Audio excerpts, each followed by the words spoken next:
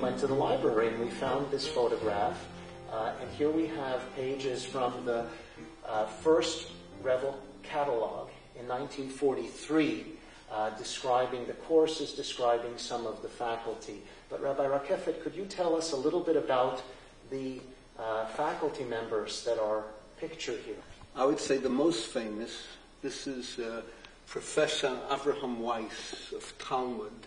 He was on the Judenrat in Warsaw, got out with miracles, wow. And Malka knew him very well. To tell them about Professor Weiss, the family.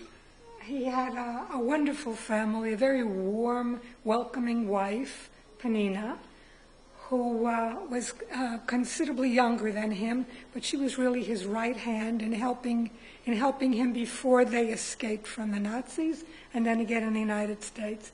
And I used to go to study Talmud with his daughter for our Talmud class and our tests. That was in Ramaz? That was in Ramaz. Wow. Who else, Rabbi Rakeffet, whom else can you tell us about here? This, of course, is Reb Shmuel Belkin. Dr. Belkin is a young man. He was the heart behind the Revel Graduate School.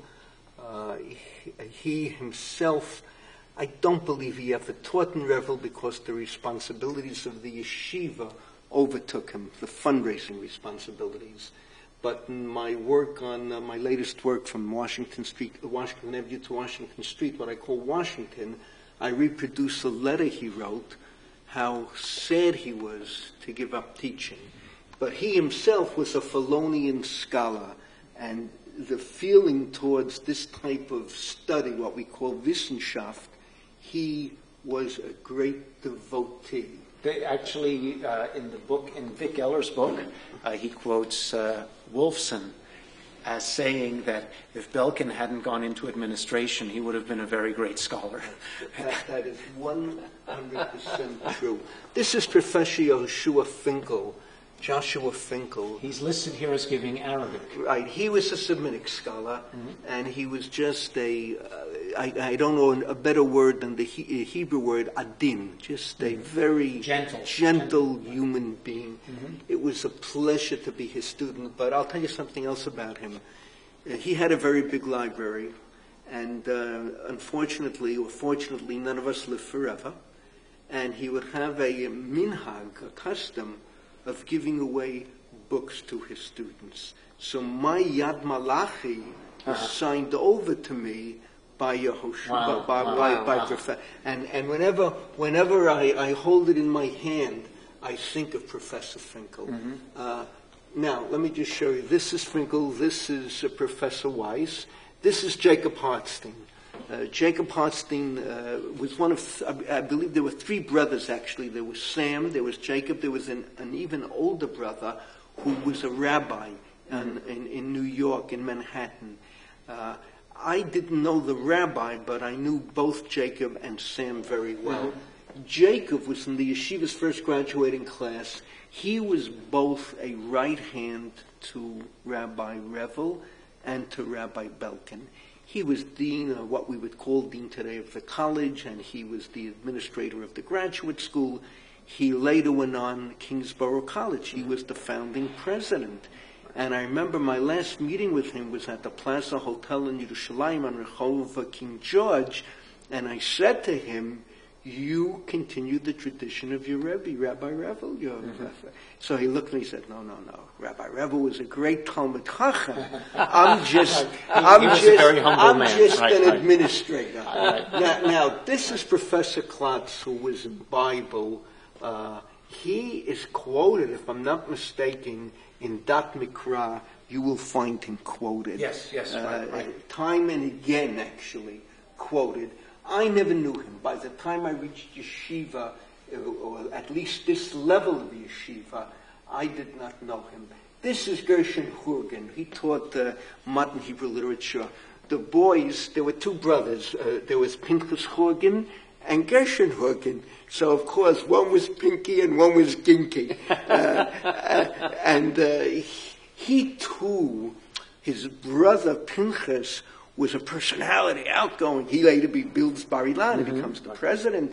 He was edel, humble, a smile, quiet, scholarly, quite different.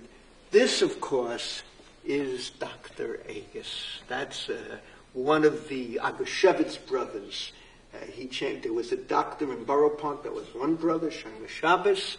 He had a brother who was the Talmud Mufak of Rav Moshe Soloveitchik and Rabbi Revel. Later, that brother becomes a Reconstructionist rabbi in Baltimore.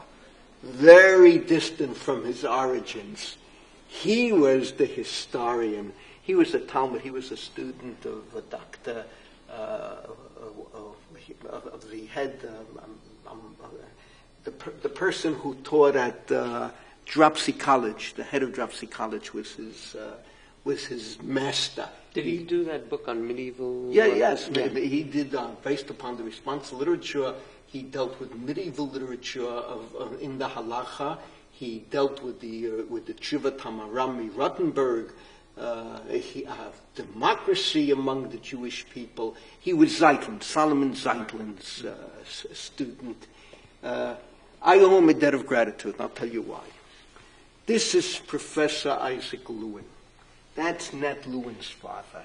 He was the Reisha Rav's son. He was who was a grandson of the Beit Yitzchak Reb Yitzchak Shmelkes. He came from a heavyweight family. He was a heavyweight himself. So when I when I wanted to start writing my thesis for my master's, for my MA, so the Rav, one time in Shir, we were talking about a shoter, someone who's not entirely with it mentally, and we got involved. It's at the start of Shulchan Aruch Yerodei. We got involved with eating cholam, eating shoter, which we would call today schizophrenic, I would say would be the proper word. And the Rav told us there was a big machlek at 1766, the divorce in Cleves. So I got very excited, and I went into Dr. Lewin, and I said, I'd like to write on the Cleaver get. So he said to me, he has no time. He can't take on another student. So I went to Dr. Agus with tears in my eyes, although it wasn't in his field. And you got to understand, in scholarship, you learn something that you don't learn in the yeshiva. You're not an expert in everything. Mm-hmm. That's what we were talking about. A real expert knows when someone asks me in my field, I will either answer or get an answer. But if it's in a different field, I will find out who you have to ask. Mm-hmm. He took me on, and I wrote that master's under him. And I have to say, you know that I've published thousands and thousands of pages of scholarship. Constantly, I'm asked if they can reprint the divorce in Cleves, if they can teach it, and I always answer, you can do whatever you want. Just just say that the person who did the original research, etc. But this is Sidney B. Honig. Sidney B. Honig. He also was one of Zeitlin's boys. Sidney B. Honig.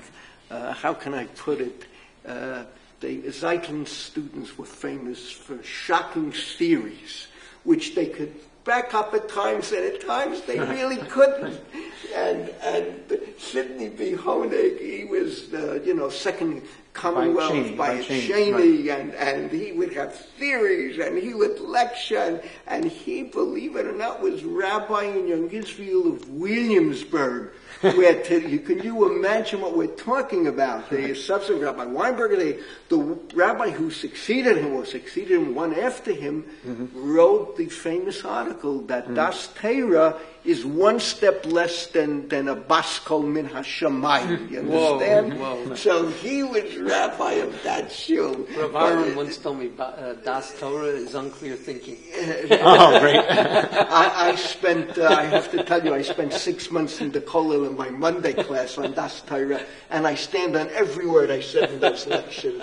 I can tell you, but I want to tell you about Sidney B. Honig. So when he left Bernard Revel Graduate School... He was the dean. He was the dean. He was the first one called dean. I see, right. And he published many articles when he wanted to reveal himself. It was Honig. We didn't want to reveal himself. What is Honig in Yiddish? Honig is Davash. Mm-hmm. So if you ever see an article by Davash, it's Sidney B. Honig. But I got to tell you something. He was a tough cookie. but he reinvented himself. He took tours to Israel, and to our mazel, the building we moved into when we came in Aliyah was just built. We're from the original inhabitants of the building, and we were privileged to have his sister, Rebbitzin Drayson, Rabbi Nathan, and his wife, Nathan Drayson, and his wife, Cecile, right? Celia. And his sister was, what can I tell you, Malchut, royalty. And we were so close to each other. So willy-nilly, we became very close years after he was on the committee for my doctorate. And we used to work on the cult, and he revealed all the secrets to me, all the fighting and all the politics. We don't have any of that now. No, what can I tell you? The only place in YU it is Grush Kolel. Grush is so small, we live in Letland. But that is Dr. Nathan Goldberg. He was a sociologist of really renown. Also an edel mensch. It was interesting because you have here guys who's missing from the picture, maybe he wasn't here, is Shmuel Kalman Mirsky. You follow? Yeah. So when you put them all together, some of these individuals had tremendous egos. And you had to balance them out with the edelkeit of some of the other faculty members. But it was quite a faculty. Wow. And you have to understand who this man was. I mean, you're not dealing here. He knew all of Shas backwards and forwards. But what's the difference between him and Rabbi Aaron Lichtenstein? It's very simple. Rabbi Aaron Lichtenstein knows all of Shas backwards and forwards, and he keeps to the Shas as it is. He repasted the whole Shas in a chronological order in which he felt it should have been written. So he published many, many svarim, but there were probably 10 people or less in the world who could appreciate what he did. But that is Professor Avraham Weiss. We shared the same doctor. We went to that doctor. He went to that doctor. The family from the Bronx. The Meshvitzer Rebbe went to that doctor. No, not your neighborhood, but where we were, we shared the same doctor. And the doctor who had in sein Jugend had gelernt and right up in his youth, he knew how to learn. The doctor once said to me that Dr. Weiss, Professor Weiss, said to him, I publish so many books, but I have no one who reads them, no one who studies them. But, all right, that's scholarship.